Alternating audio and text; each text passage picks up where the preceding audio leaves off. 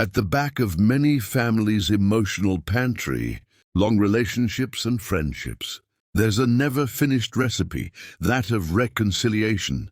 It's like a dessert that was always in the plans, thought of, dreamed about, even visualized, but never actually served.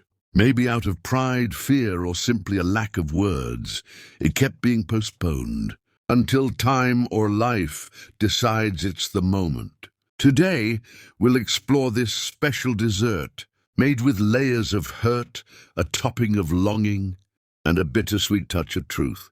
Through the lens of Carl Jung's depth psychology, we'll understand how reconciliation is actually a process of individuation, both personal and relational. For years, the characters in this story may be a mother and daughter, two siblings, or ex-lovers, sat at the same physical table, but never at the emotional one. Silence became the official seasoning. Conflicts were swept under the rug like crumbs of a denied dessert. Jung would speak here of the collective shadow, the unconscious of the relationship, where we store everything we don't want to see or feel. But silence over time ferments, and it ferments badly. The protagonist, let's say, feels it the most.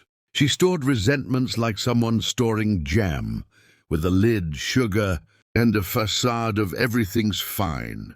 But the jars started leaking through the body, aches, the mind, anxiety or dreams, where she sees the other person serving dessert to someone else. Here come Jung's emotional complexes, unconscious cause, loaded with undigested emotions, triggered by a smell, a phrase, or a memory. Everything changes with a small detail, a letter, a forgotten object, or an unintended remark that brings out the sourness of truth. The confrontation comes. The wound opens. It's not elegant, maybe not even fair, but it's necessary. You don't make dessert with expired ingredients. The personal shadow, which Jung says is everything we deny in ourselves, now appears in the other: guilt, anger, resentment. The question arises, are we going to pretend nothing happened? Or are we going to do it right this time? With courage, the characters start mixing the right ingredients: listening, humility, forgiveness, and boundaries. It's not magical, not Instagrammable, but it's authentic.